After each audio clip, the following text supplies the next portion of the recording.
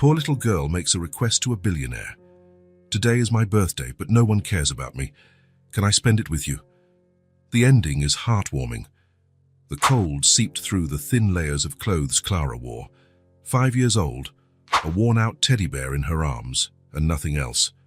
The little girl huddled against the brick wall covered in posters, seeking shelter from the wind that blew mercilessly that night. The lights of the restaurant across the street shone like unreachable stars. Clara watched the people inside, laughing, eating, living. They seem like they're from another world, she thought, a world she didn't belong to. Her stomach rumbled, and she hugged the teddy bear tighter against her chest. Mr. Bubbles, she called him. He had been her only friend since she was left alone. Are you hungry too, Mr. Bubbles? She asked in a whisper, adjusting the frayed little bow on the stuffed animal's neck. We'll find something to eat soon. 3 months? That's how long it had been since her mother had gone. Clara didn't really understand what it meant to die. She only knew that her mother wasn't coming back. And then, a week later, her stepfather simply disappeared. He left her sleeping and never returned. He'll be back tomorrow, Clara had told Mr. Bubbles that first night, then the next day, and the next. Until she understood that no, he wasn't coming back. A single tear ran down her dirty face. Clara quickly wiped it away with the sleeve of her coat. She had cried too much already, and crying didn't help anything. Her mother always said you had to be strong. She stood up carefully, adjusted the worn-out backpack on her shoulders, where she kept the few things she had managed to bring, and began to walk through the streets, lit by the orange glow of the streetlights. People passed by her, as if she were invisible. Some even looked away. No one wanted to see a child alone on the street. It was easier to pretend she didn't exist. Saturday is a special day, you know, she said softly to the teddy bear as she walked. It's my birthday, I'm turning 6. Mr. Bubbles, naturally, did not answer, but Clara imagined he had wished her a happy birthday. Thank you, she smiled, a smile that didn't reach her eyes. Mommy always made a small cake for me. With chocolate frosting? Clara turned a corner, entering a darker alley. This was her room, as she called it. She had stacked some cardboard boxes, forming a kind of shelter. She even had a piece of tarp she found in the trash, which she used as a blanket. She crouched down and entered the makeshift shelter. In the corner, carefully folded, was a thin blanket she had managed to bring when her stepfather left her on the street, saying he no longer had to take care of someone else's daughter. It was her most precious treasure, besides Mr. Bubbles. Home, sweet home, she muttered, repeating what her mother used to say when they got home. She lay down on the flattened boxes that served as a mattress. The hard edges hurt her ribs, but she was used to it by now. Carefully, she took a small plastic container from her backpack where she kept a few pieces of bread a lady had given her earlier. Birthday dinner, she said to Mr. Bubbles, offering him a tiny piece that, of course, he wouldn't eat. Clara nibbled slowly, savoring every bite. She didn't know when she would get more food. After eating, she pulled the thin blanket up to her chin and hugged the teddy bear tightly. She closed her eyes, trying to imagine she was in her old room, with the light blue painted ceiling that her mother said looked like the sky. "Good night, Mr. Bubbles," she whispered. "Tomorrow will be better." It was what she said every night, like a mantra, a promise that helped her keep going. Sleep was slow to come. The city noises were frightening at night, distant horns, people shouting, the occasional bark of dogs. Clara had learned to stay alert even while sleeping. When she finally fell asleep, she dreamed of her mother. In the dream, they were celebrating her birthday. There was a small cake with a single candle. Her mother sang "Happy Birthday" in that sweet voice Clara missed so much. "Make a wish, sweetie," her mother said in the dream, and Clara blew out the candle, wishing for only one thing: to not be alone anymore. The sky was still dark when Clara opened her eyes. It was like this every morning, waking up before the sun to avoid anyone discovering her hiding spot. Her small body ached from the prolonged contact with the hard boxes that served as her bed. For a moment, she lay still, trying to hold on to the last fragments of the dream with her mother, but they dissipated like smoke. Today was different, a special day that no one but her remembered. "Good morning, Mr. Bubbles," she whispered, hugging the tattered teddy bear. "Do you know what day it is? My birthday. I'm turning 6. Clara sat up and rubbed her sleep-swollen eyes. Her stomach rumbled, a painful reminder that she hadn't eaten anything since the piece of bread from the day before. "Let's go find breakfast, shall we?" she asked the teddy bear as she tucked him into her coat pocket, leaving only his head peeking out. Carefully, Clara left the makeshift shelter, checking to make sure no one was around. The alley was still quiet. She picked up her bottle with a little water in it and took a small sip. She had to save it. "For my 5th birthday, Mummy made pancakes," she told Mr. Bubbles as she walked on the cold sidewalk. "Remember, they had chocolate chips on top." The streets were beginning to wake up. Hurrying workers passed by without noticing her. It was as if Clara were made of air. No one saw her, no one heard her. She was used to it. The sun rose timidly between the buildings, bringing a little warmth. Clara walked to a bakery and stood outside, watching the fresh bread in the window. The sweet, warm smell made her stomach ache. "Maybe someone will give us a birthday present today," she said quietly to the teddy bear. She stood there for almost an hour, until an employee came out to sweep the sidewalk and shooed her away with a wave of her hand, as if scaring off a stray animal. Clara kept walking, her eyes scanning for something to eat. Near a market, she found a fallen apple that looked good, with only one bruised side.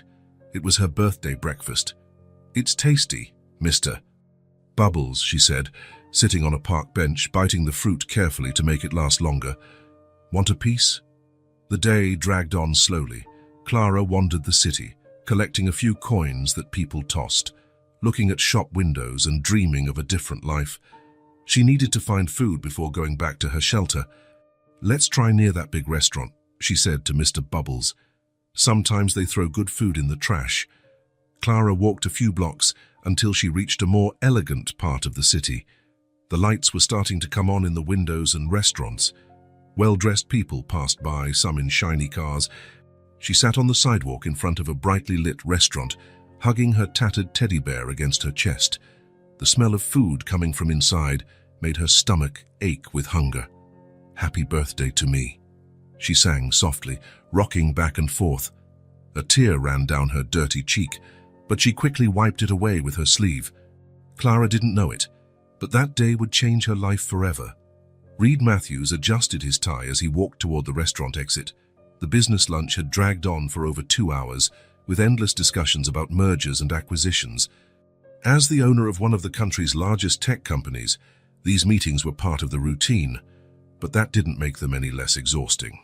"Until next time, Mr. Matthews," the maître d' said with a discreet bow. Reed just nodded. He was too tired for formalities. What he wanted now was to get back to the office, review some contracts, and maybe find a moment of peace before the next meeting. The afternoon sun was shining brightly, making him squint as he stepped onto the sidewalk. He had dismissed his driver, preferring to walk a bit to clear his head before hailing a cab. That's when he saw her.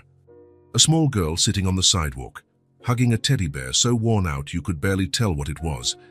Messy brown hair, dirty clothes, and a look in her eyes that seemed much older than her apparent 5 or 6 years. Reed instinctively slowed his pace. Something about that scene bothered him deeply. Children shouldn't be alone on the street, especially not looking so abandoned. Where were her parents? Why wasn't anyone doing anything? He almost kept walking. Almost. It wasn't his problem, after all. The city had social services to deal with these situations. But then his eyes met hers. There was something in that gaze. It wasn't just sadness or fear, but a quiet dignity that caught him off guard. As if, even in that situation, she was still fighting to keep something inside her intact. Reed stopped completely. The girl, noticing his attention, straightened up a little. Her small hands tightened their grip on the teddy bear. For a moment, neither of them spoke. They just observed each other, the man in the expensive suit and the abandoned child on the warm sidewalk. Then, to Reed's surprise, the girl stood up. With hesitant steps, she approached him. She stopped at a safe distance, still clutching the teddy bear as if it were a shield. "Mr." Her voice was almost a whisper, as fragile as she was. Today is my birthday. Reed found himself leaning in to hear better. But nobody cares about me, she continued, her eyes fixed on his shoes, as if she didn't have the courage to look any higher. Can I spend my birthday with you? The question hit him like a punch to the gut. Of all the things he expected to hear, that simple request was so far off his radar that Reed found himself momentarily speechless. He knelt down to her level, getting on one knee without a thought for his expensive suit pants or the curious glances of passers-by. What's your name? He asked with a gentleness he didn't know he possessed. Hi, Clara, she answered, finally looking into his eyes. And this is Mr. Bubbles, she added, slightly lifting the tattered bear. It's a pleasure to meet you, Clara, and Mr. Bubbles. Reed couldn't help a small smile. I'm Reed. The girl's stomach rumbled, loud enough for both of them to hear. She looked down, embarrassed. Are you hungry? Reed asked, already knowing the answer. Clara nodded shyly. Well, we can't have you going hungry on your birthday, can we? He held out his hand to her. I know a place nearby that makes the best burgers in the city. What do you think? Clara looked at his outstretched hand with suspicion. Her eyes darted between Reed's face and his hand, as if assessing the danger. I'm not going to hurt you, Clara, Reed said gently. I just want to help. After another moment of hesitation, Clara's small hand met his. It was calloused and dirty, with broken fingernails that told stories of difficult days. Can Mr. Bubbles come too? She asked, her voice even lower. Of course, it wouldn't be a birthday without Mr. Bubbles, right? A faint smile appeared on the girl's face, so quick it was almost missed. Reed led her down the sidewalk, adjusting his long strides to match her short little legs. It wasn't far, just 2 blocks, but for Clara it felt like a grand journey. The diner was a simple but welcoming place.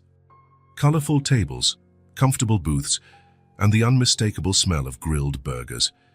It wasn't the kind of establishment Reed normally frequented, but it seemed perfect for the occasion.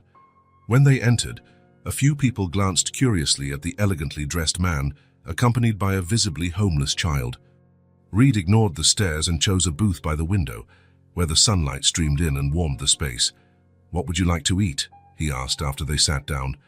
Clara seemed confused by the question, as if she wasn't used to choosing. A hamburger, Reed suggested, with French fries and maybe a milkshake? Her eyes widened at the mention of a milkshake. Can it be chocolate? She asked, almost in disbelief. Of course it can. It's your birthday, after all. The waitress came to take their order, and Reed ordered a deluxe burger, French fries, and a chocolate milkshake for Clara, and just a coffee for himself. While they waited, Clara sat Mr. Bubbles on the seat next to her. Reed noticed how she carefully arranged the bear, as if it was something precious. How old are you turning today, Clara? 6, she answered, holding up her small, dirty fingers. 6 years old. That's an important age, Reed commented. You must be excited to start school. Clara's face darkened slightly. I wanted to go to school. Mommy said I would learn to read stories. Is your mom not with you right now? Reed asked carefully. Clara shook her head, her eyes fixed on the table. She got sick. Very sick. The people at the hospital said she went to heaven. A lump formed in Reed's throat. I'm so sorry, Clara. Me too, she said with a heartbreaking simplicity. The food arrived, momentarily interrupting the conversation. Clara's eyes lit up at the sight of the meal, a hamburger that looked huge compared to her little hands, a generous portion of golden French fries, and a tall milkshake with whipped cream on top. You can eat, Reed encouraged. She needed no further encouragement. She picked up the burger with both hands and took a bite as big as her mouth would allow. A bit of ketchup dripped down the corner of her lips, but she didn't seem to notice, focused on her first decent meal in days. Reed watched her in silence. There was something profoundly disturbing about seeing a child so young eat with such eagerness, as if she feared the food might disappear at any moment. Between bites, Clara started to talk, as if the walls protecting her were slowly beginning to crumble. We used to live in a small place there, she said, dipping a fry in ketchup. Mommy worked a lot. Sometimes she'd come home so tired she'd fall asleep with her shoes on. Reed listened attentively, realizing it might be the first time in a long while that someone was truly paying attention to what Clara had to say. "Dad, we didn't have much money, but Mommy always brought me a piece of candy on the weekend." She took a sip of her milkshake, leaving a chocolate mustache that Reed resisted the urge to wipe away. "Then Tom came to live with us." "Tom? Mommy's boyfriend. He didn't like me very much." Reed felt his jaw muscles tighten. "And what happened to him?" Clara shrugged, a strangely adult expression on her childish face. "When Mommy died, he said he didn't have to take care of someone else's daughter anymore. He left me on the street." She spoke as if commenting on the weather, with no inflection of anger or sadness, just acceptance. Something broke inside Reed at that moment. An anger he hadn't felt in years rose in his throat, along with a wave of protectiveness so intense it surprised him. "How long have you been on the street, Clara?" he asked, trying to keep his voice calm. "I don't know exactly. A lot of days." She thought for a moment, her brow furrowed in concentration. "The moon has been round 2 times. 2 months."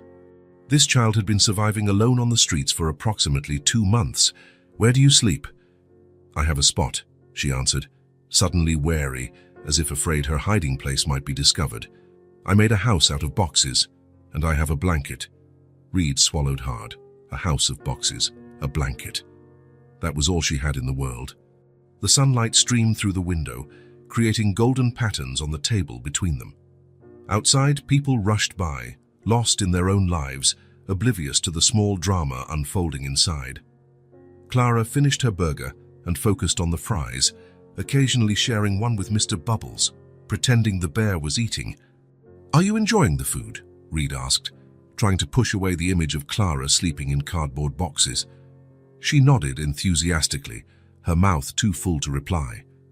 "You know something, Clara. I think a birthday needs more than just lunch." Her eyes lifted, curious. "What do you say we continue the celebration?" Reed suggested, hardly believing his own words. He had important meetings in the afternoon, emails to answer, a company to run. But none of that seemed important right now. "Celebrate more?" Clara asked, as if the concept were hard to grasp. "Yes, after all, it's not every day you turn 6. A genuine smile lit up Clara's face for the first time, completely transforming her appearance. Suddenly, she looked exactly like what she was. Just a child. A child who, despite everything, could still smile. And in that moment, Reed knew he couldn't let her go back to the streets. "Where are we going?" Clara asked as she walked beside Reed, her small hand still holding his with surprising firmness. Reed smiled, looking down to meet the girl's curious eyes. "Have you ever been to an amusement park?" Clara shook her head, but her eyes widened with interest. "Is it fun?" "It's the most fun place in the world," Reed replied with a conviction that made Clara's face light up. "Perfect for celebrating birthdays." They walked a few blocks, passing office buildings and bright storefronts. Reed noticed how Clara observed everything with attentive eyes, as if cataloging every detail of the world around her. There was a sharp intelligence behind that gaze, despite all the hardship life had already thrown at her. When they turned the corner, the park appeared before them, an explosion of color, lights, and motion that contrasted with the grayness of the city. Even at that time of day, the colorful lights of the rides blinked cheerfully, creating an almost magical scene. Clara stopped, her mouth agape. The Ferris wheel rose majestically against the sky, turning slowly. The golden carousel glittered under the sun, colorful horses rising and falling to the sound of cheerful music. Children ran from one side to the other, holding cotton candy and balloons. "It's so beautiful," she whispered, clutching Mr. Bubbles to her chest. Reed felt a strange ache in his chest, a mix of tenderness and sadness, as he realized that such simple things, which most children took for granted, were completely new to Clara. "Shall we go in?" he invited, gently squeezing her hand. Clara nodded enthusiastically, hopping with excitement as they approached the ticket booth. "2 tickets, please," Reed asked the attendant. "1 adult and 1 child." "The little girl's ticket is free today," the man informed him with a smile. "So we have a special summer promotion." Reed thanked him and took the colorful wristbands that granted access to all the rides. He knelt to put one on Clara's thin wrist. Now you can go on any ride you want, he explained, adjusting the wristband so it wouldn't fall off. All of them, Clara asked in disbelief. All of them, Reed confirmed. Where do you want to start? Without hesitation, Clara pointed to the carousel, her eyes fixed on the horses gracefully rising and falling. Excellent choice, Reed approved.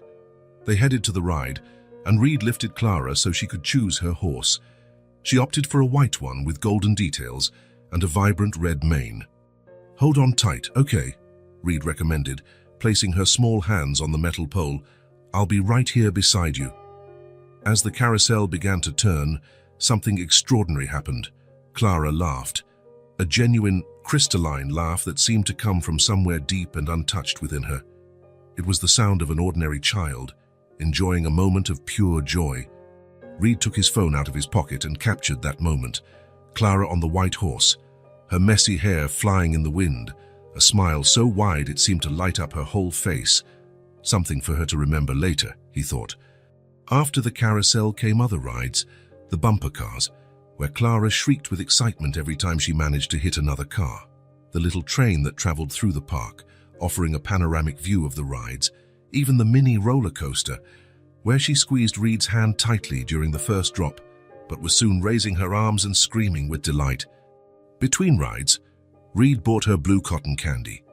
Clara stared at it with fascination before taking the first bite, and then her eyes widened with pleasure as the sweet treat dissolved in her mouth. "It's like a sweet cloud," she exclaimed, making Reed laugh. For a few hours, the worries of the world seemed to disappear. Reed completely forgot about the missed meetings, the unanswered emails, the ignored calls. Clara seemed to have forgotten, at least temporarily, the harsh reality of her life on the streets. She ran from one ride to another, pulling Reed by the hand, her energy seemingly endless. Mr. Bubbles was held securely under her arm, silently witnessing his owner's transformation. When Clara finally began to show signs of fatigue, the sun was already starting to dip toward the horizon. "There's one more surprise," Reed announced, guiding her out of the park. "More?" Clara asked, her eyes tired but still shining with excitement. Reed nodded, leading her down the sidewalk to a colorful toy store on the corner. The window display was filled with teddy bears, cars, games, and dolls. Clara stopped, admiring the display as if it was some kind of magical treasure. "Let's go inside," Reed invited, opening the door for her. The inside of the store was even more impressive, floor-to-ceiling shelves filled with toys of every imaginable kind.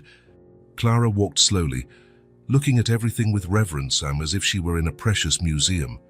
"You can pick out a birthday present," Reed said. Clara looked at him, confused. "I can." "Of course. Anything you want." She blinked several times, as if processing the information. Then, carefully, she began to explore the store. She passed the giant teddy bears, the electric trains, the puzzles. She lingered in the doll section, where rows and rows of different models stared back at her with bright eyes and painted smiles. Reed watched her, curious about what she would choose. He imagined she might opt for a new bear, since Mr. Bubbles was so worn, or maybe a game or an art set. After a few minutes of silent contemplation, Clara approached a shelf in the corner. There, sitting among much more elaborate and expensive dolls, was a simple rag doll with brown yarn hair and a light blue dress. No mechanisms, lights or sounds, just a traditional doll with an embroidered smile and button eyes. Clara picked it up carefully, as if afraid of breaking it. She ran her fingers over the fabric of the dress, adjusted the small bow in its hair. Then she hugged it to her chest, alongside Mr. Bubbles. "Is this the one you want?" Reed asked, a little surprised by her modest choice. Clara nodded, looking at the doll fondly. "She looks lonely," she explained simply. "She needs someone to take care of her." Something tightened in Reed's chest. How could this child who had so little, still think of caring for others? Her empathy, even after everything she had been through, was astounding. "It's a wonderful choice," Reed approved, guiding her to the checkout. When they left the store, Clara was holding the new doll in one arm and Mr. Bubbles in the other, a soft smile on her face. "What are you going to name her?" Reed asked. Clara thought for a moment. "Star," she decided, because she shines like the stars in the sky. The sun was beginning to set when Reed noticed a small coffee shop across the street. The warm yellow lights inside created a cozy atmosphere, visible through the large windows. "How about a snack before we go?" he suggested. Clara nodded, clearly tired but not yet wanting the day to end. The coffee shop was cozy, with wooden tables, comfortable armchairs, and the aroma of coffee and freshly baked pastries. Reed chose a table in the corner, where Clara could sit comfortably. "What will you have?" he asked, looking at the menu. "Can I choose?" she asked shyly. "Of course." Clara looked at the pastry display, her eyes scanning the cakes, pies, and cookies until they stopped on the colorful cupcakes. "That one." She pointed to a chocolate cupcake with pink frosting. Reed placed the order, a cupcake for Clara and a coffee for himself. When the items arrived, he asked the waitress for something special, and she returned a minute later with a small candle. Carefully, Reed placed the candle in the center of the cupcake and lit it with a lighter the waitress lent him. "Every birthday needs a cake with a candle," he explained, pushing the cupcake toward Clara. "And when there's a candle, you get to make a wish before you blow it out." Clara's eyes fixed on the small flame dancing atop the cupcake. The fire reflected in her pupils, creating golden points of light. "Close your eyes, think of your wish, and then blow out the candle," Reed instructed. But don't tell anyone your wish or it won't come true." Clara squeezed her eyes shut, her little face scrunched in concentration. For several seconds, she remained completely still, taking the wish very seriously. Then, she opened her eyes, took a deep breath, and blew out the candle with determination. The flame went out, and everyone in the coffee shop applauded, the waitress, the barista, and even a few customers who had been watching the scene with smiles. "Happy birthday," Reed wished. Clara smiled, her eyes shining brighter than the lit candle had. Then she leaned toward Reed and whispered, "Can I tell you my wish?" "But then it might not come true," he warned. "Faye, that's okay," she replied with wisdom beyond her years. "I think it's already coming true." Curious, Reed leaned in to listen. "What did you wish for?" "I wished to have someone to take care of me," Clara answered in a whisper, her eyes fixed on his as if trying to see into his soul. Reed felt a lump in his throat. Something broke and mended itself inside him simultaneously. It was such a simple and yet profound wish, to have someone, something every child should have by right, not as a special birthday wish. "That's a good wish," he managed to say, his voice slightly choked. Clara smiled, seemingly satisfied, and began to eat her cupcake, licking the pink frosting first as all children do.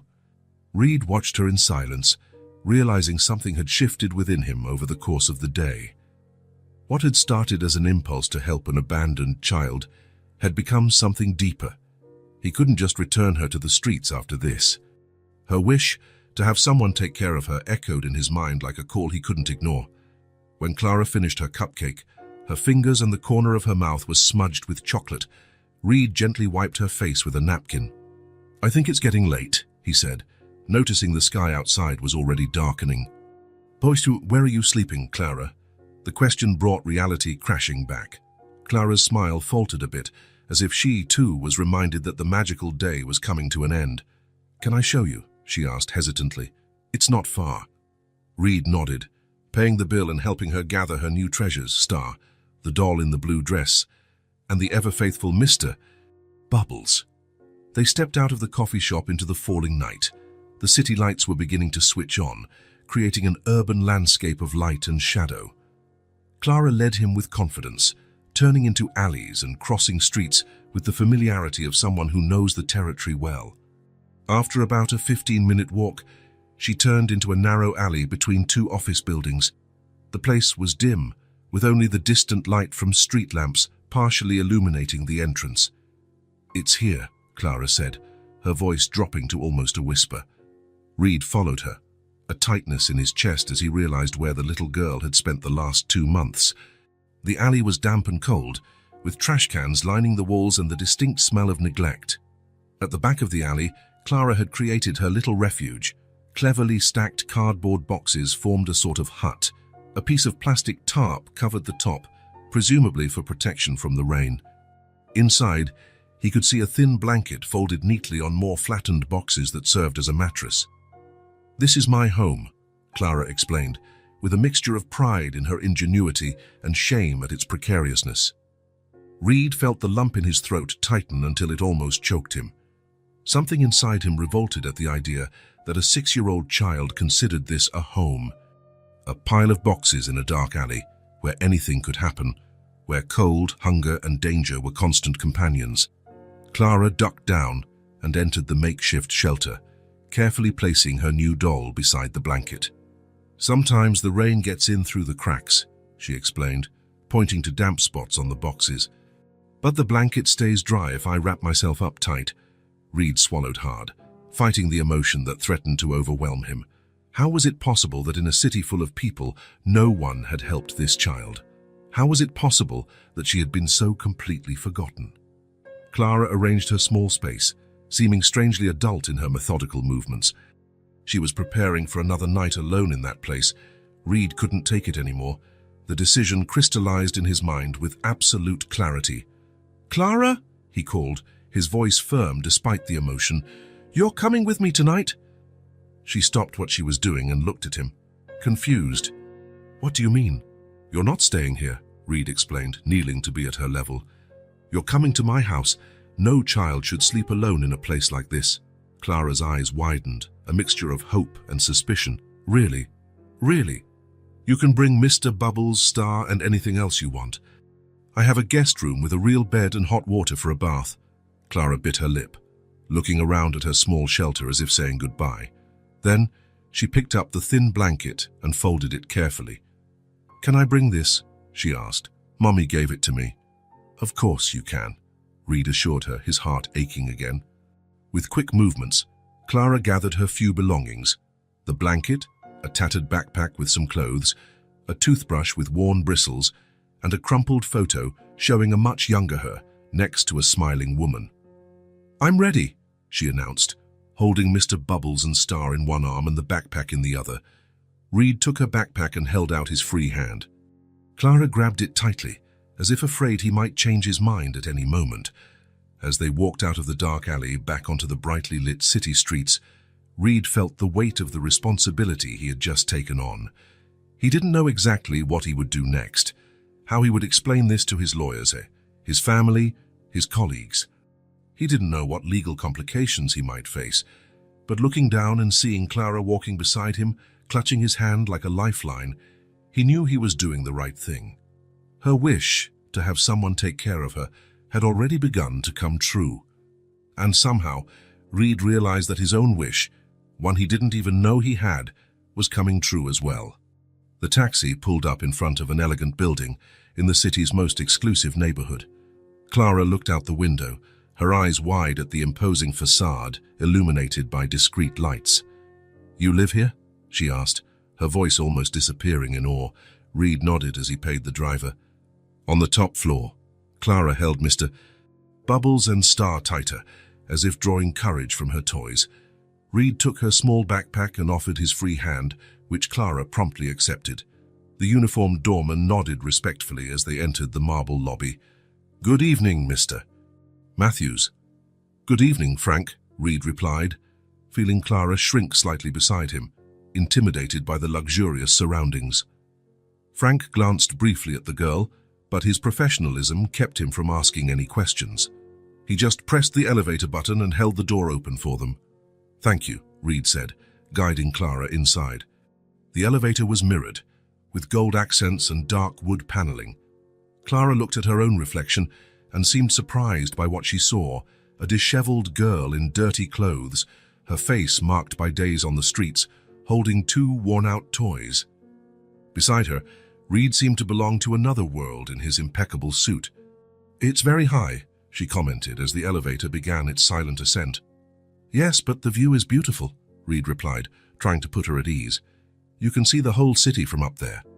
When the doors opened, they stepped directly into Reed's apartment, a duplex that occupied the entire top floor of the building.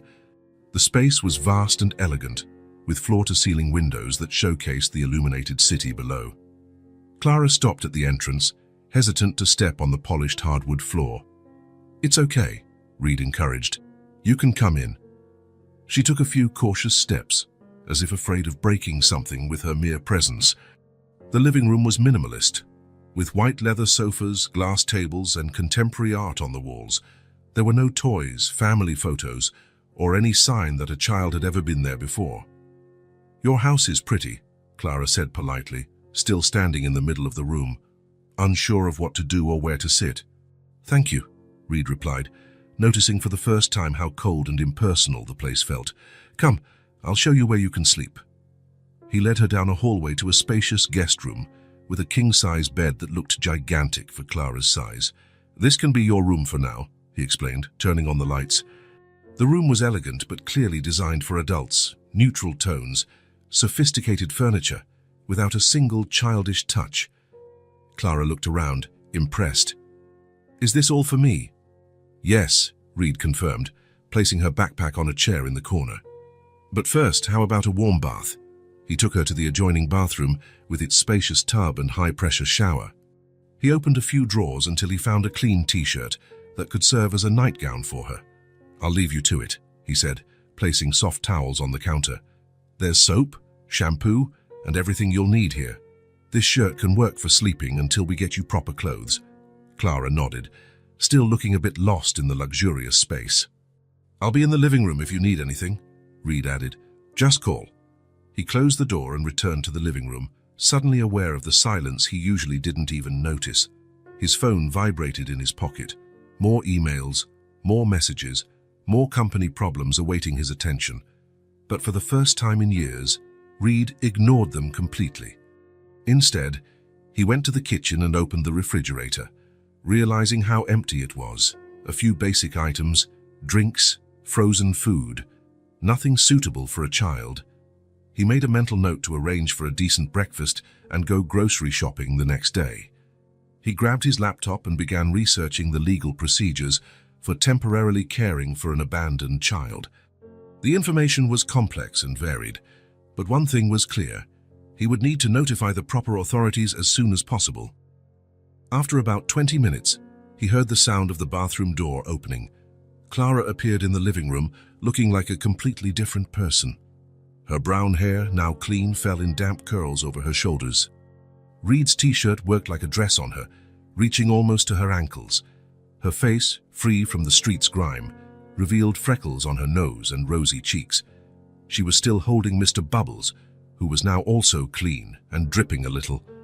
"I gave him a bath too," Clara explained shyly. "He was very dirty." Reed smiled. "You both look great."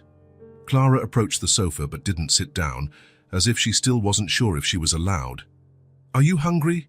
Reed asked. She shook her head. "Just a little tired." "It's been a big day," he agreed. "Want to get some rest?" Clara glanced at the sofa and then down the hall toward the guest room. "Can I stay here for a little bit?" "Of course," Reed replied, understanding her hesitation to be alone in a strange environment. She climbed onto the white sofa, her small, clean feet barely touching the leather. She sat primly in the corner, with Mr. Bubbles and Star settled in her lap. Reed noticed she had washed the new doll as well. "Want to watch some television?" he offered, picking up the remote control. Clara nodded enthusiastically. Reed turned on the massive TV that dominated one of the walls and searched for a cartoon channel. He found an animated movie about a brave princess, and Clara's eyes immediately locked onto the screen. "Do you like this one?" he asked. "I've never seen it," she replied, already completely absorbed in the story. Reed sat at the other end of the sofa, giving her space. Slowly, as the movie progressed, Clara began to relax. Her eyes started to blink sleepily, but she fought to keep them open, clearly not wanting to miss a moment of the story.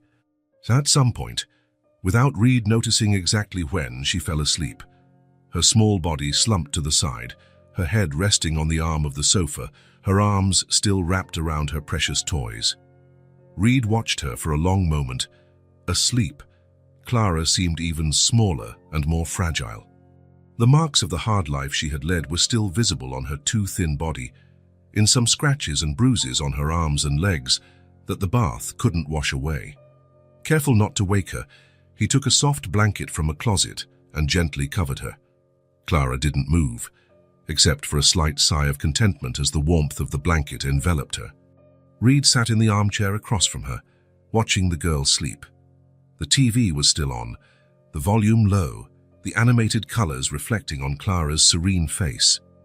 A certainty settled in his chest, solid and unshakable. He was doing the right thing. It didn't matter what the legal complications were, the explanations he would have to give, the adjustments to his life. No child, none, should live alone on the streets, sleeping in cardboard boxes, unsure of their next meal or if they would survive the night. The contrast between the Clara from a few hours ago, sitting alone on the sidewalk, and this child sleeping peacefully on his sofa was so stark it almost hurt. How could an entire society fail its most vulnerable members so completely? With these thoughts, Reed finally allowed himself to relax as well. The day had been long and emotionally draining. He closed his eyes for a moment, just to rest. When he awoke, the soft morning light was filtering through the windows. He had fallen asleep in the armchair. Clara was still sleeping soundly on the sofa, wrapped in the blanket, only her little face and a few curls of hair visible. Reed got up silently and went to the kitchen to make coffee. While the espresso machine worked, he called his assistant. "Lucy, I need you to cancel all my appointments for today," he said in a low voice so as not to wake Clara. "All of them, Mr. Matthews?" Lucy's voice sounded surprised on the other end of the line. Reed never cancelled meetings. "Yes, all of them. I have a personal matter to attend to. I also need you to do some shopping for me." He listed basic items for a 6-year-old: clothes, shoes, hygiene products, some educational toys, and children's books. "Mr. Matthews, is this for, a child?" Lucy asked, confused. "Exactly. I'll explain everything later. Please have it delivered this morning." After hanging up, Reed drank his coffee while looking out the window. The city was already awake below, people rushing to work, cars honking, the normal routine of a weekday. His own routine had been completely upended in less than 24 hours. A small sound made him turn. Clara was sitting up on the sofa, sleepily rubbing her eyes. Her hair was messy, the large shirt wrinkled, but there was a healthy color in her cheeks that wasn't there the day before. "Good morning," Reed said gently. Clara looked around, seeming momentarily confused about where she was. Then her eyes met Reed's, and she visibly relaxed, remembering the events of the previous day. "Good morning," she replied, her voice still hoarse from sleep. "Did you sleep well?" She nodded, hugging Mr. Bubbles and Star. "Your house is very quiet," Reed smiled. "Want some breakfast?" "I don't have much, but we can order something." Clara's eyes lit up at the mention of food. "Can I have cereal?" "Cereal?" Reed tried to remember if he had anything like that in the pantry. "I don't think I have any, but we can buy some today. How about eggs and toast for now?" "Okay," she agreed, sliding off the sofa and carefully folding the blanket that had covered her during the night.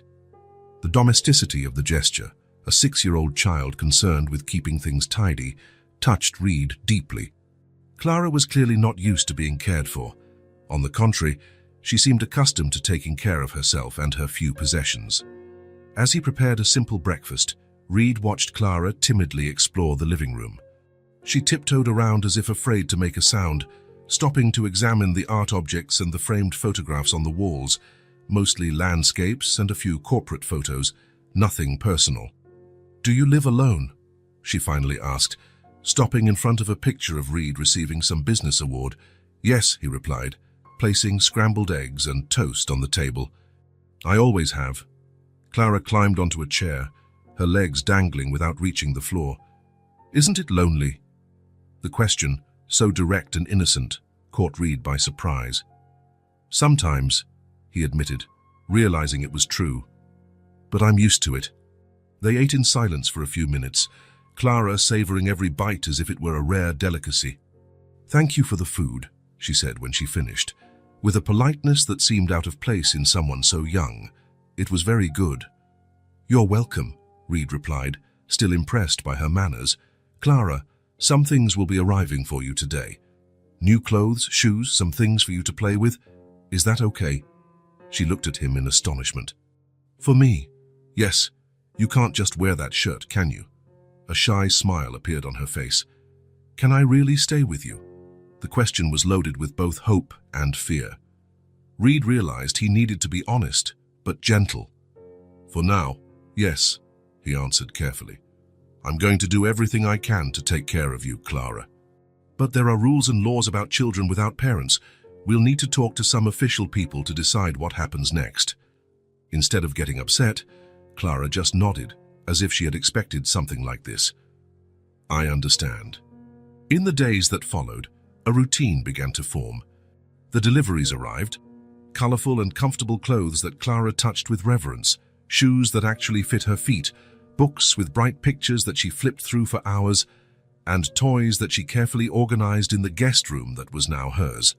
Reed worked remotely, taking only the most important meetings by video conference. The rest of the time, he watched Clara adapt to her new environment. She explored every corner of the apartment with growing curiosity, a little more confident each day. She spent hours drawing with the colored pencils Reed had bought, creating pictures of houses and flowers and people holding hands. She asked questions about everything: how the elevator worked, why the lights turned on without a match, who had painted the pictures on the walls. One morning, Reed found her on the glass-enclosed balcony, watching the city below. "Everything is so far away," she commented when he approached. "Once the people look like ants." "It's quite a view," Reed agreed, sitting beside her. "Did you always want to live so high up?" Clara asked, her curious eyes fixed on his. Reed thought for a moment. "I don't think I ever stopped to think about it. It was more something that happened when I started becoming successful in business." Clara nodded, as if she perfectly understood the concept of business success. "It's pretty here, but a little lonely, isn't it?" There it was again, that perceptive observation that seemed to see through all the layers of sophistication and wealth to the heart of the matter. "Yes," Reed admitted, surprising himself with his own honesty. "I guess it is." Clara smiled, a smile that now appeared more frequently and lit up her whole face. "But now you have me and Mr. Bubbles and Star. You're not alone anymore." Reed felt something warm and unexpected expand in his chest. "No, I'm not alone anymore," he agreed, returning the smile. As the days passed, Reed began to notice changes in himself. Working obsessively late into the night no longer seemed so important. Instead, he found himself looking forward to finishing his calls to help Clara with a puzzle or read her a story before bed. The apartment was changing too. Colorful drawings now decorated the refrigerator, held up by fruit-shaped magnets. Children's books took up space on shelves once reserved only for business biographies and classic literature. A pink and purple blanket with unicorn prints, Clara's choice, was folded over the immaculate white sofa. Small changes, but significant ones. On the fifth night, as Reed read a story to Clara in her bed, now decorated with princess sheets and surrounded by stuffed animals, he realized something profound. Her presence was filling a void he hadn't even known existed in his life. Looking at Clara's attentive little face, absorbing every word of the story, Reed felt a certainty grow within him. No matter what the legal or personal obstacles might be, he would do whatever it took to give this child the home she deserved. And perhaps, in the process, he had also found something he didn't know he was looking for. The digital clock on the corner of the desk read 1:43 a.m. Reed Matthews sat in his home office, the only light coming from the desk lamp and the computer screen that cast a blue glow on his tired face. The apartment was steeped in silence, the kind of silence that had once seemed normal to him, but now contrasted with the life Clara had brought into these walls. The meeting with the social worker was scheduled for 2 days from now. Before him, spread across the mahogany desk, were documents, forms, and reports, all the bureaucracy needed to start the process of temporary guardianship. Reed rubbed his tired eyes and leaned back in his leather chair. He took a sip of the whiskey he had poured hours ago, which was now warm.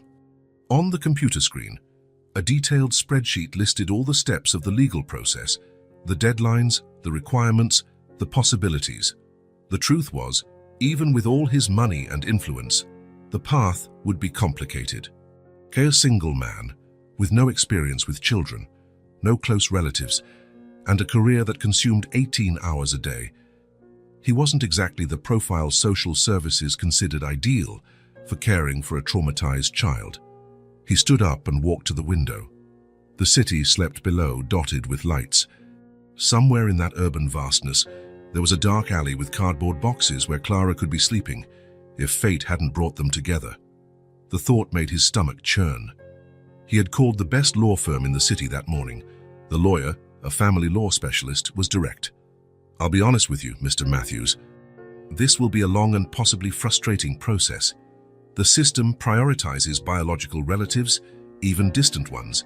If they find any of the girl's relatives, your chances decrease considerably." Reed returned to his desk and looked at the photo he kept beside his computer. Clara smiling at the amusement park, sitting on the carousel. It was the first picture he had taken of her, the day they met. Only 2 weeks ago, but it felt like a lifetime. The conflict in his chest grew with each passing day. Part of him, the rational part, the cold, calculating executive, insisted he was getting too involved, creating unrealistic expectations. What kind of father could he be? He could barely keep plants alive in his apartment. His own childhood had been marked by the absence of his father, always too busy with business to attend school plays or birthdays. Was he about to repeat the same pattern? Promising to care for someone, only to fail when the reality of his responsibilities set in. Reed picked up another document, the preliminary report the social worker had sent after her first visit. The words jumped off the page. "The child shows clear signs of attachment to Mr. Matthews and risk of further abandonment trauma if the situation does not stabilize." Further abandonment trauma. The words echoed in his mind. He closed his eyes, remembering how Clara had asked him that very morning and while they were having breakfast. "Reed, when are you leaving?" The question had caught him off guard. "Leaving? I'm not going anywhere, Clara. This is my home." "No, I mean—" She hesitated, stirring her cereal with the spoon. When are you going to send me away?" Something broke inside him at that moment, the realization that for Clara, abandonment wasn't a possibility, but a certainty, just a matter of time. "I'm not going to send you away," he had said, with a firmness that surprised them both. Ever. But could he keep that promise? Reed looked at the pile of documents with a growing sense of helplessness. The system was complicated, impersonal, bureaucratic. Clara was just one case among thousands. His money could help up to a point, but it guaranteed nothing. And there was the deeper question. Was he really the best person for Clara? A little girl needed stability, routine, constant presence. Things he had never valued in his own life. Maybe there was a family out there, a loving couple, with other children, a house with a yard and a dog that could give Clara everything he couldn't. The thought of Clara living with another family, calling someone else daddy, growing up far away from him, made his chest ache in a way he had never felt before. Reed picked up his phone and scrolled through his recent photos.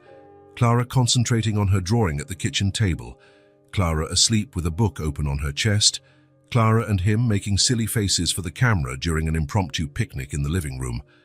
Small moments that had infiltrated his life like sunbeams through cracks, illuminating corners he didn't even know were dark. He knew it was too late to pretend he didn't care, too late to protect himself emotionally. In just 2 weeks, that little girl with her tattered teddy bear had become the most important person in his life. Reed returned to the window, watching the dark sky. The truth hit him with crystal clarity. Maybe he couldn't be everything Clara needed. Maybe he would make mistakes, a lot of them. Maybe there would be times when he wouldn't know what to do or say. But he also knew with absolute certainty that he couldn't bear to see her leave. He couldn't let her be alone again. The sound of light footsteps interrupted his thoughts. He turned to find Clara standing in the office doorway, sleepy, clutching Mr. Bubbles. "I can't sleep," she murmured, rubbing her eyes. "I had a bad dream." Reed immediately set the documents aside and went to her, kneeling to be at eye level. "Do you want to tell me about the dream?" he asked gently. Clara shook her head. I just wanted to see if you were still here." The words were simple, but they carried the weight of all the abandonment she had ever experienced in her short life. "I'm here," Reed assured her, a lump forming in his throat. "I'll always be here." He scooped her up into his arms, surprised once again at how light she was. Clara rested her head on his shoulder, the scent of strawberry-scented children's shampoo filling the air. "Let's get you back to bed," Reed said, carrying her down the dark hallway.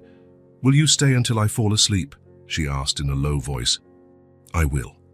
In Clara's room, now decorated with the colors and toys she had chosen, Reed gently placed her in bed and pulled the blanket up to her chin. He sat on the edge of the mattress, gently brushing a strand of hair from her face. "Reed," Clara murmured, already half asleep. "Yes, you're good at being a dad." The simple, sincere words struck Reed like a lightning bolt. He swallowed hard, fighting the emotion that threatened to overflow. "Sleep well, Clara," he managed to say, his voice a little hoarse. In a few minutes, her breathing became deep and regular. Reed stayed there, watching her serene face amidst the soft shadows cast by the moon-shaped nightlight. Something settled within him, a firm resolution that replaced the storm of doubts. It wouldn't be easy. There would be obstacles, challenges, moments of uncertainty. Maybe he wouldn't be perfect, he certainly wouldn't be. But as he watched that sleeping child who trusted him so completely, Reed knew, with a certainty that came from the depths of his being, that he would do anything to keep her safe, to watch her grow, to never again let her feel the abandonment that had marked her young life. Leaving her alone again would be simply impossible. He returned silently to his office, looked at the pile of documents, and with renewed determination, sat down to continue working. Every form filled out, every requirement met, every obstacle overcome would bring him one step closer to making official what his heart already knew. Clara was his family now, and he would fight with all his might to ensure no one ever took her away from him. The early morning was perfectly silent, the kind of silence that seems to amplify even the softest of sounds, the distant ticking of a clock, the almost imperceptible hum of the refrigerator, the occasional sigh of the wind against the apartment windows. Reed was deep in sleep when the sound reached him, faint, distant, but unmistakable. A cry. His eyes snapped open instantly, his mind still foggy as it tried to process what he had heard. For a moment, he lay still, wondering if he had dreamed it. Then the sound came again, louder this time, a sob followed by a low moan. "Clara." Reed threw the covers aside and got up in one motion. The digital clock on the nightstand read 3:17 a.m. He left his room and hurried down the dark hallway, guided only by the star-shaped nightlight he had installed so Clara wouldn't be afraid of the dark. When he opened her bedroom door, the scene squeezed his heart. Clara was sitting up in bed, her face red and contorted from crying, tears streaming freely down her cheeks. She was hugging Mr. Bubbles tightly, as if the teddy bear were her only anchor in an invisible storm. "Clara," he called softly, turning on the lamp. "What happened?" She looked up at him, and Reed immediately noticed something was wrong. Her normally pale face was flushed, her eyes too bright, and not just from the tears. "It hurts," was all she could manage between sobs, pointing to her throat. Reed quickly approached and sat on the edge of the bed. He placed his hand on her forehead and felt the heat radiating against his palm. A fever, no doubt. "It's hot in here," Clara said, pushing the blanket away. "And I had a bad dream." "What dream?" Reed asked, already looking for the thermometer he had bought as part of the children's first aid kit the pharmacy had delivered the week before. "The darkness wanted to get me," she answered, her voice hoarse and frightened. "I ran and ran, but I couldn't find you." Reed found the thermometer and gently placed it on Clara's forehead. As he waited for the reading, he took her small, warm hand in his. "I'm here now," he assured her. "I won't let any darkness get you." The thermometer beeped. 101.7 degree. Not alarming, but certainly a fever that required attention. "We'll take care of this," he said, keeping his voice calm despite the worry that was beginning to grow. He had never taken care of a sick child before. "Can you swallow? I need you to take some medicine." Clara nodded weakly, still sobbing. Reed went to the bathroom and got the children's fever reducer the pediatrician had recommended he keep on hand. He carefully measured the dose and returned to the room, where Clara was still sitting up, looking small and vulnerable against the pillows. "This will make you feel better," he promised, helping her take the medicine. Clara made a face at the taste, but swallowed obediently. Reed then went to the kitchen and returned with a glass of fresh water. "Small sips," he instructed, holding the glass while she drank. When she finished, Clara looked at him with pleading eyes. "Stay with me. I'm afraid to go back to the bad dream." "Of course I'll stay," Reed answered without hesitation. He sat on the bed and, noticing Clara was still shivering slightly, opened his arms. She immediately snuggled against his chest. "Mr." Bubbles squeezed between them. Reed could feel the heat of the fever through her thin pajamas, her small body tense and uncomfortable. Carefully, he settled her in his lap, propping his back against several pillows. Clara relaxed against him, her head heavy on his shoulder. Reed began to rock her gently, an instinctive motion he didn't even know he knew. "Do you want me to tell you a story?" he offered. She nodded, her eyes half closed. Reed wasn't good with stories. His analytical mind was more accustomed to financial reports and strategic plans than to fairy tales. But something inside him, perhaps the same instinct that made him rock her, began to weave words. "So once upon a time there was a little star D," he began, his voice low and soft in the darkness of the room. "She was the smallest star in the sky, so small that she sometimes felt invisible." Clara sighed lightly, her eyes now fixed on him, despite her fatigue. "One day," Reed continued, "a strong cosmic wind separated her from the other stars.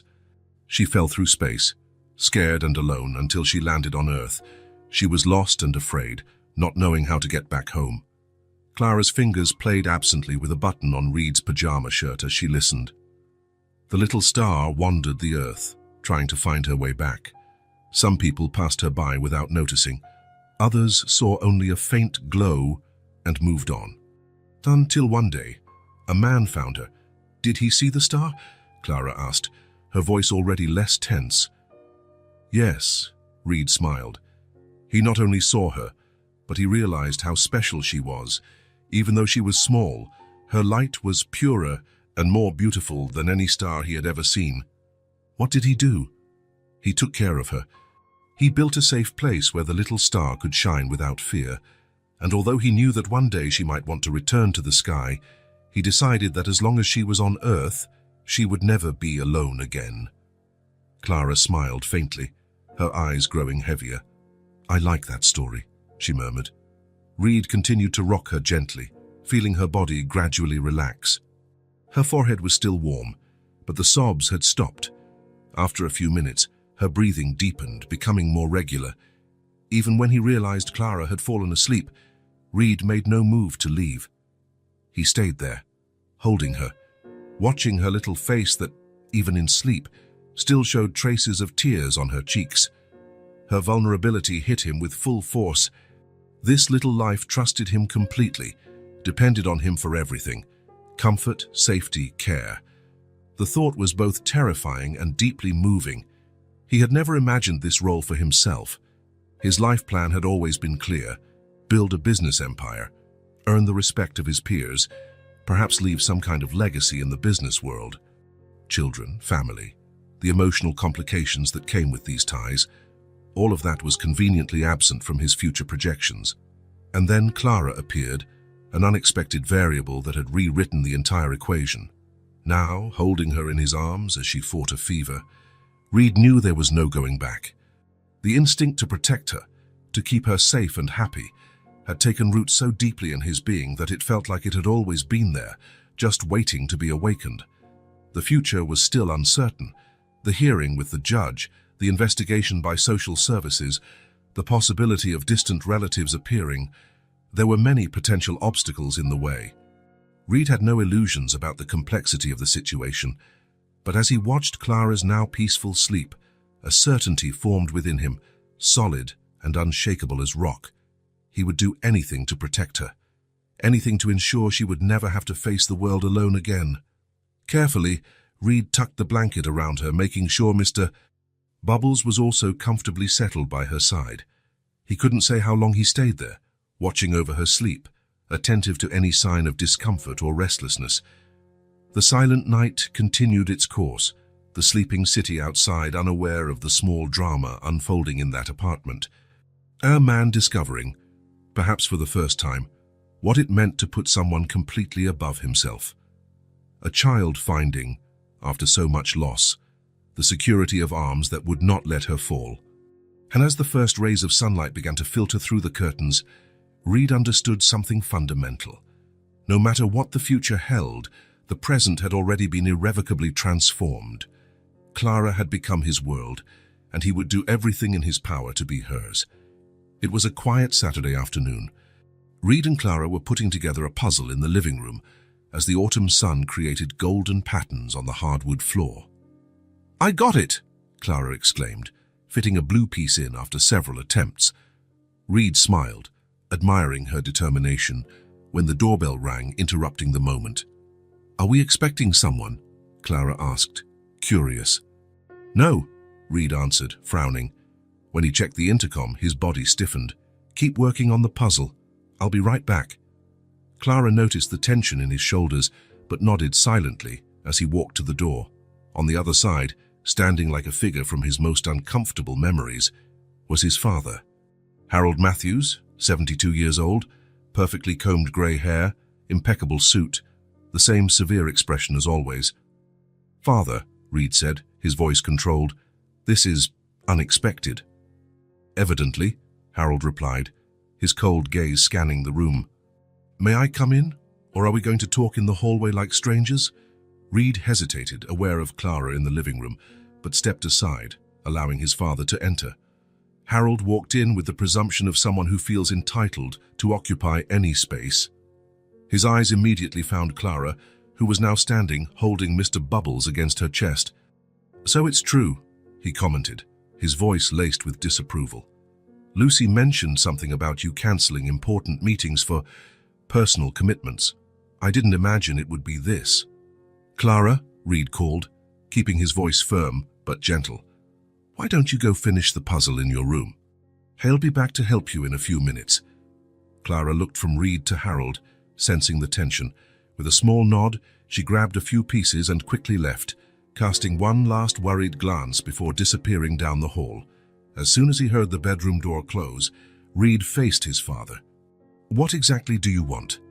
Harold examined the changes in the room, the drawings on the fridge, the toys organized in a basket, a children's book on the table.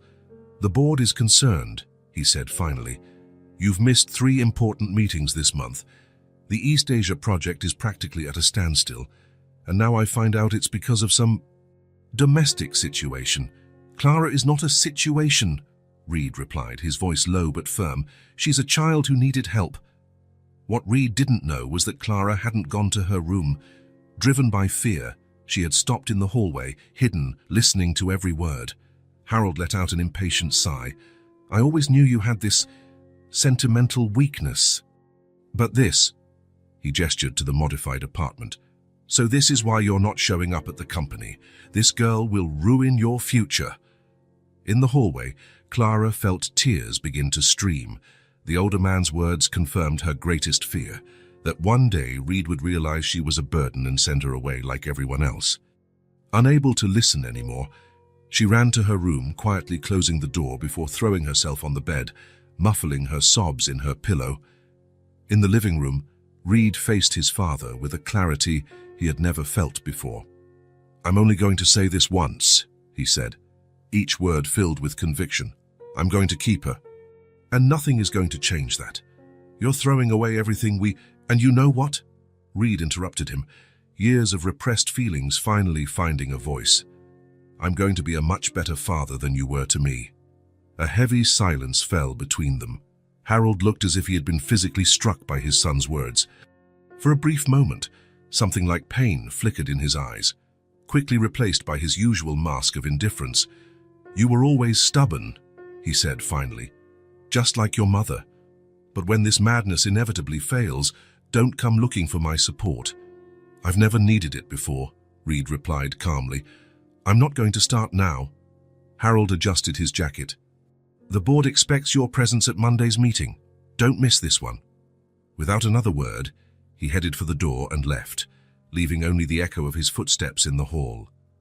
Reed stood motionless for a few moments, breathing deeply. The confrontation had been brief but intense. For the first time, he didn't feel that familiar sense of inadequacy. He had said exactly what he thought, without backing down. It was then he noticed the silence coming from Clara's room. Suddenly worried, he walked over and knocked gently on the door. "Clara? May I come in?" There was no answer, just a faint sniffle. Reed opened the door slowly. Clara was curled up on the bed, hugging Mr. Bubbles, her face stained with tears. His heart ached seeing the look of helplessness in her eyes. "Hey," he said softly, sitting on the edge of the bed. "What happened?" "I heard," she confessed in a low voice, unable to look at him. "Your dad doesn't like me." Reed felt a wave of guilt. He should have been more careful. "My father doesn't know you," he answered gently. "He barely knows me, to be honest." Clara finally lifted her eyes, red from crying.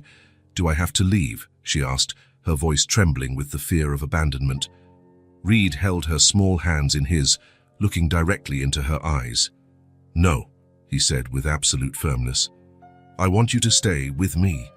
Here. This is your home now." "Even if I ruin your future?" she asked, repeating the cruel words. "You're not ruining anything," Reed stated. "In fact, you're making my future much better, happier." Clara studied him for a long moment, as if searching for any sign of uncertainty. What she saw must have convinced her, because slowly, hesitantly, the fear in her face gave way to a fragile hope. "Promise," she whispered. "I promise," Reed answered without hesitation. "We're in this together, Clara. Nothing my father or anyone else says will change that." To his surprise, Clara threw herself into his arms, hugging him with all the strength her small body possessed. Reed held her, feeling her tears soak his shirt. But these were no longer tears of fear. For the first time since he had found her on that sidewalk, Clara truly believed she would not be left behind. That she had, at last, found a place where she belonged. And Reed, holding her tightly, made a silent promise that he would do everything in his power to never break that precious and hard-won trust. The apartment remained quiet after Harold left. Reed sat on the sofa next to Clara, both lost in their own thoughts. The unfinished puzzle on the coffee table seemed forgotten in the whirlwind of emotions the confrontation had stirred up. Clara clung to Reed's arm, her small hand gripping his shirt sleeve tightly, as if she feared he might disappear. "Are you okay?" Reed asked, breaking the silence. Clara nodded, but her eyes still held a shadow of worry. It was in that moment, watching her face still marked by recent tears, that Reed made his decision. He couldn't put it off any longer. The temporary measures, the provisional solutions, none of it was enough. Clara deserved more than uncertainty. "Clara," he said, turning to face her, "remember when we talked about you staying here?" She nodded, hanging on his every word. "I want to make it official, permanent. I want to adopt you if you'll have me." Clara's eyes widened, trying to absorb the full meaning of his words.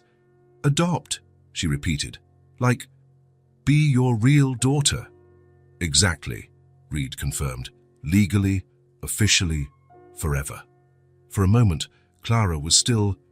Then slowly, a smile lit up her face, starting at her lips and spreading to her eyes. "I want to," she said, her voice small but decided. The next morning, Reed called his lawyer and scheduled a meeting to formally begin the adoption process. The road would be long and potentially complicated, but he was determined. Nothing would stop him. The following weeks passed in a whirlwind of activity. Endless forms were filled out, statements signed, documents gathered. Reed's apartment was subjected to inspections, his background was investigated, his finances examined, his routine evaluated.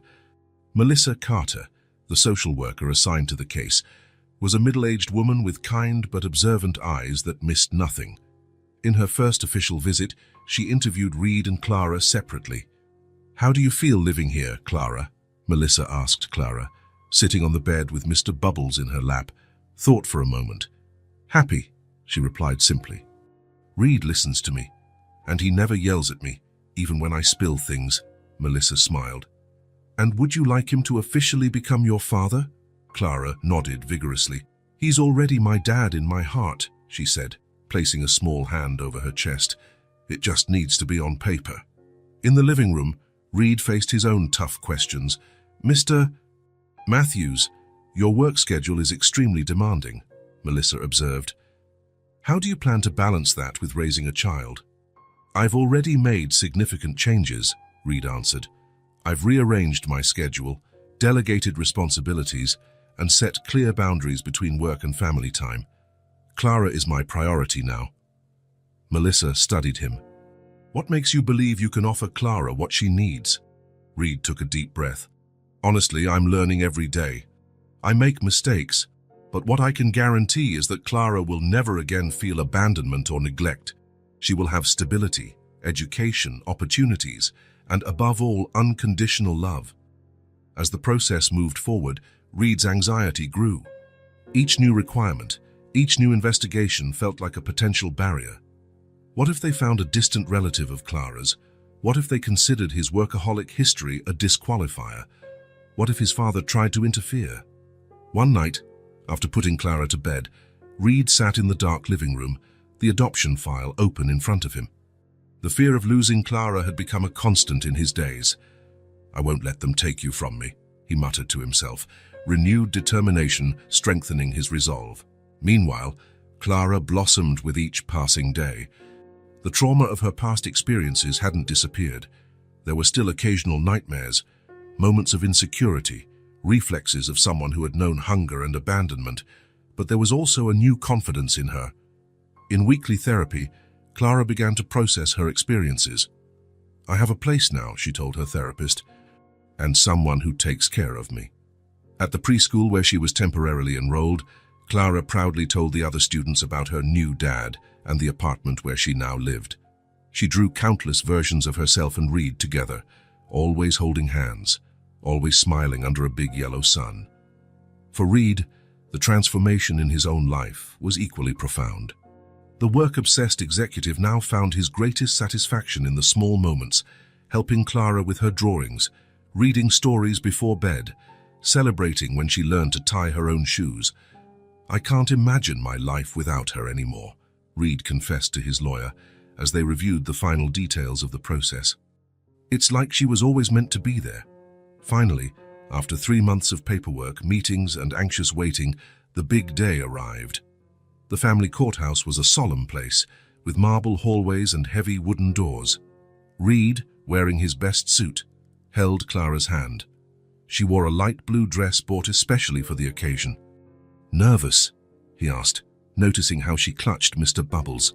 Clara shook her head, but her restless eyes betrayed her anxiety. What if the judge says no? Reed knelt to her eye level. Then we'll keep trying. I'm not giving up, Clara. Ever. The courtroom was less intimidating than they had imagined, smaller and cozier, with Judge Thompson, a man with grey hair and a kind smile, presiding over the proceedings. As the lawyer presented the case and the social worker gave her positive report, Reed kept his gaze fixed on Clara, who was swinging her legs in a chair too big for her. Their eyes met, and he winked at her, a gesture of reassurance. After what felt like an eternity, Judge Thompson finally spoke. Having reviewed all the documents and evidence presented, I am convinced that this adoption is in the best interest of the child. Therefore, I officially confirm the adoption of Clara Matthews by Reed Matthews, with all the rights and responsibilities that accompany the parent-child relationship. The soft bang of the gavel sealed the decision, but Reed barely heard it. His attention was fully on Clara, whose face lit up as she understood what had just happened. Is it over? She asked, looking between Reed and the lawyer. Is it official? Yes, Reed confirmed, his voice choked with emotion.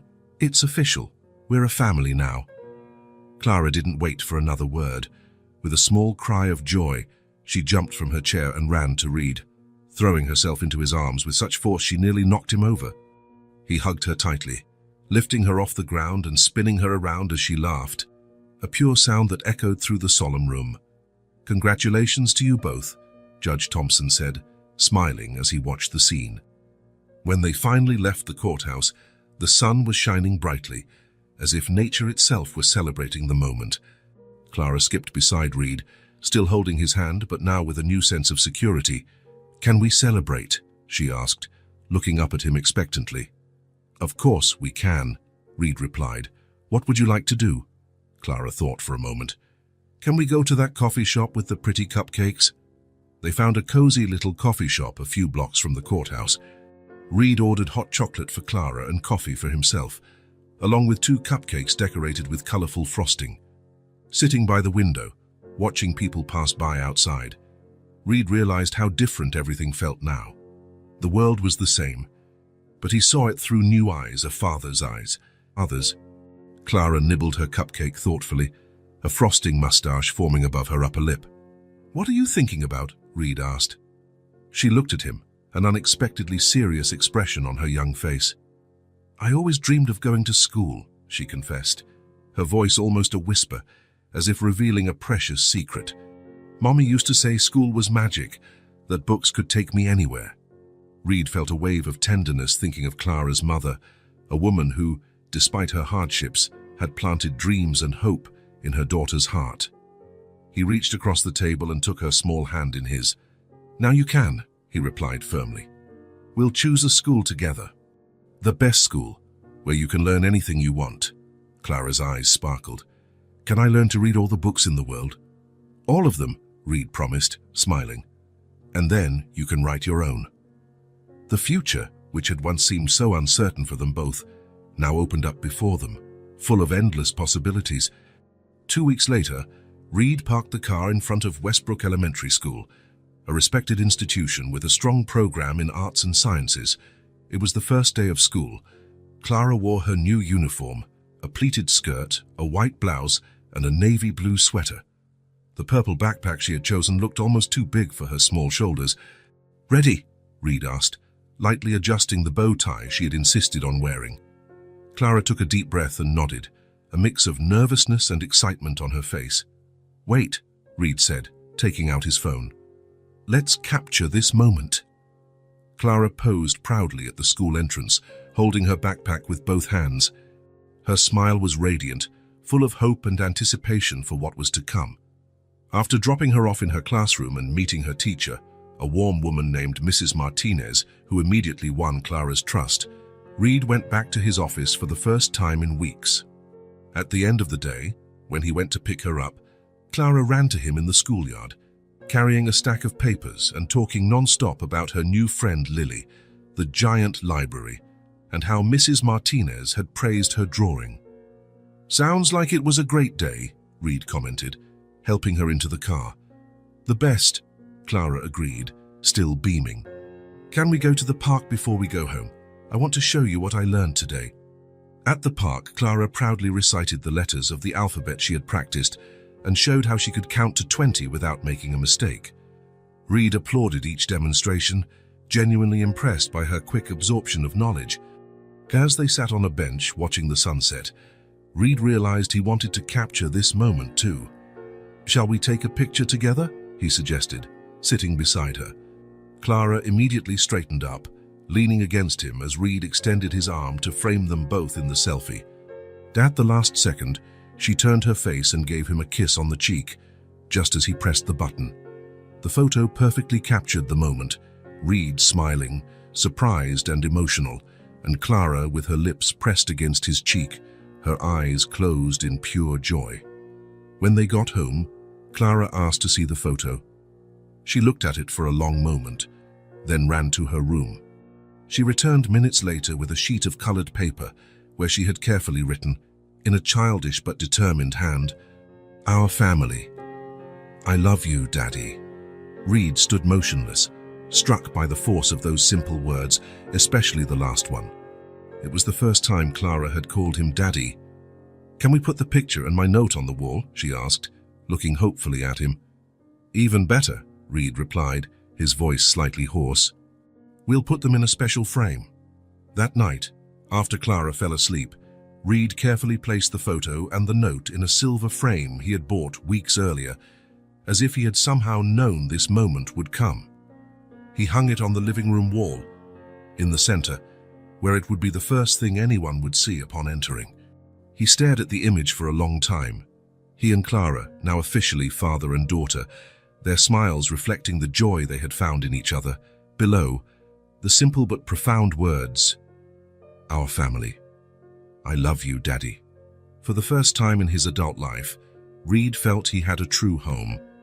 Not just a stylish apartment where he slept and worked, but a home, a place of belonging, of bonds that transcended contracts and legal documents, a place where, against all odds, two lonely souls had found each other and created a family.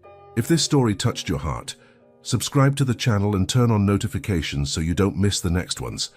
Leave a like because it helps this story get recommended to more people. See you in the next story.